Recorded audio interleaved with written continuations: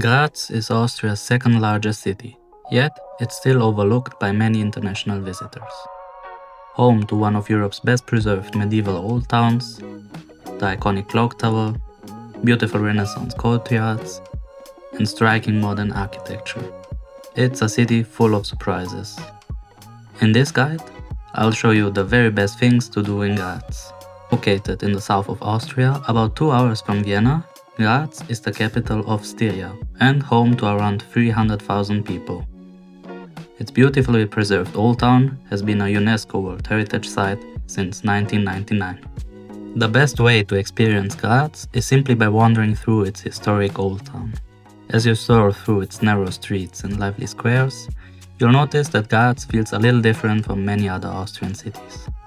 Thanks to its proximity to Italy and centuries of Renaissance influence, it has a distinctly Mediterranean atmosphere. Unlike many European cities, Graz escaped much of the destruction of the Second World War, leaving one of the best preserved historic centers in Central Europe. Around every corner you'll find colorful facades, elegant courtyards and beautiful Renaissance buildings, earning the Old Town its UNESCO World Heritage status. One building that's impossible to miss is the Gemaltes Haus, or Painted House. Instead of decorative stonework, its entire facade is covered with impressive frescoes dating back to the 18th century. Just a short walk away is the Deutscher Ordenhof, a former residence of the Teutonic Order. Its beautiful Renaissance courtyard is one of those hidden gems that many visitors walk right past. Towering above the Old Town is the Schlossberg. Welcome to Schlossberg in Graz. The place where you get the best view over the city. Let's explore it together. That hill that gave Graz its name. The word Graz comes from the old Slavic word Gradec, meaning small castle, referring to the medieval fortress that once stood here. Over the centuries, the Schlossberg became one of the strongest fortifications in the region. But after Napoleon's victory over Austria in 1809, most of the fortress was demolished. Today, only a few ruins remain, turning what was once a military stronghold into one of Graz's most popular viewpoints. You can reach the top in several ways. Climb the 260 steps of the Schlossberg staircase for free, take the funicular for around €3.40 one way, ride the glass Schlossberg lift for about €2.60 one way, or, if you're looking for something more fun, head back down in the Schlossberg slide, the world's tallest underground slide for around €6. The undisputed landmark of the Schlossberg is the clock tower, or Uhrturm. If something looks a little unusual, you're not imagining it. The hour hand is actually longer than the minute hand. That's because the clock originally only had an hour hand, making it easier to read from across the city. The minute hand was only added centuries later, but to preserve the tower's iconic appearance, it was made shorter than the original hour hand. Just a few minutes from the main square is one of Graz's most fascinating museums. So right behind me we can see the Landeszeughaus, which has the world's largest armoury collection. So let's go inside.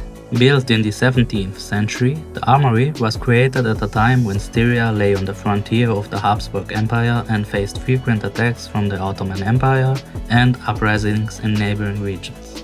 To defend the province, thousands of weapons and suits of armor were stored here, ready to be distributed to local soldiers at a moment's notice. The building houses around 32,000 original pieces spread across 4 floors, including swords, pikes, muskets, pistols and suits of armor. Remarkably, almost everything is displayed just as it would have been centuries ago, giving you the feeling of stepping back in time. So, if you'd like to visit, general admission costs around €13, while children and young people under 19 can enter for free of charge. After so much exploring, you will definitely get hungry. So, let's talk about food, and one of the best places to experience Styrian cuisine is der Steirer. We ordered a Fleischleibchen, a hearty goulash, a Steirer Pfannel, and for dessert Topfenknödel with Marillenröster. While everything was delicious, the Topfenknödel was definitely my personal highlight and my favorite dessert we tried in Graz. Just a short walk from the main square stands Graz Cathedral, commissioned by Emperor Frederick III in the 15th century.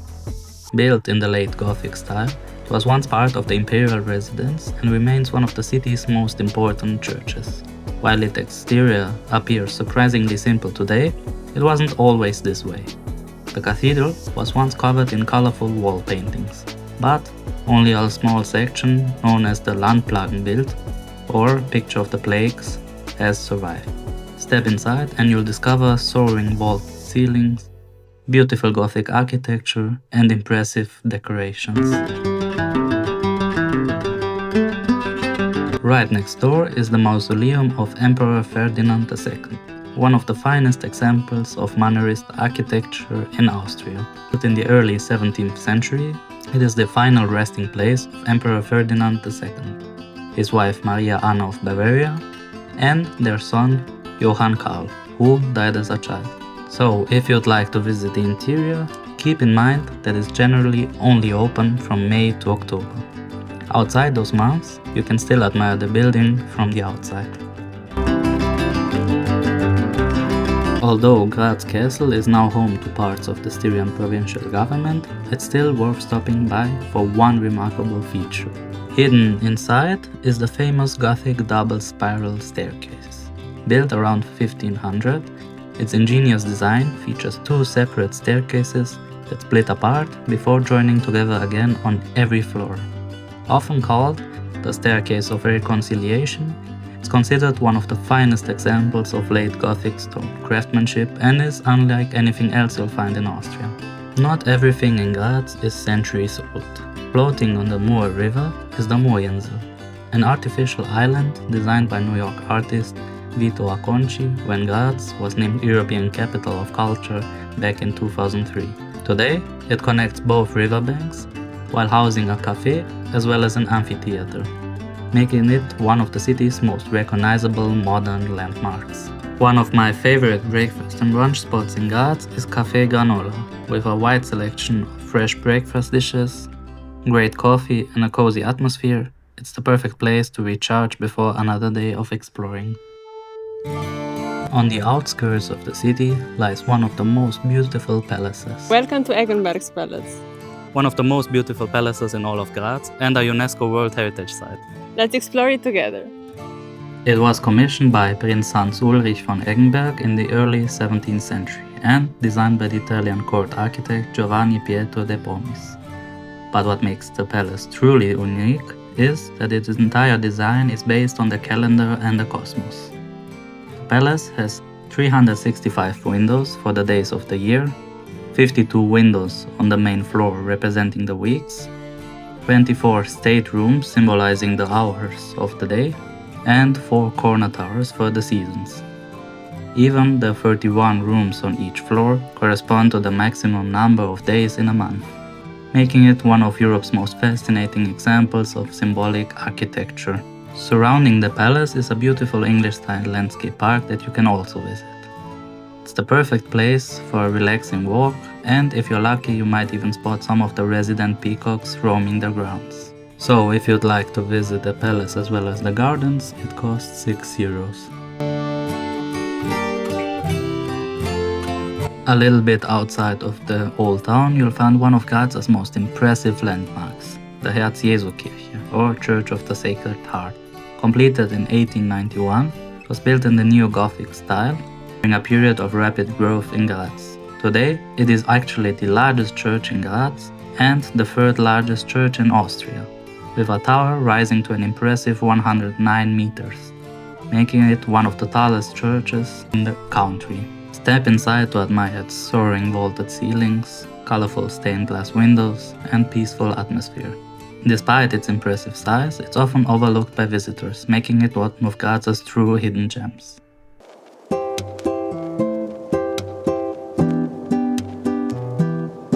Another great food spot is zu den 3 goldenen Kugeln, which serves great Styrian specialties. I can especially recommend their take on cordon bleu, which is called Steirer cordon, fried in pumpkin seed oil and filled with cheese, ham and paprika. Graz may not receive the same attention as Vienna or Salzburg, but that's exactly what makes it so special. Its relaxed atmosphere, fascinating history, excellent food and beautiful architecture make it one of Austria's most rewarding city breaks. If this guide helped you plan your trip, don't forget to leave a like and subscribe for more hidden gems from Austria and around the world. Thanks for watching, and as always, never stop exploring.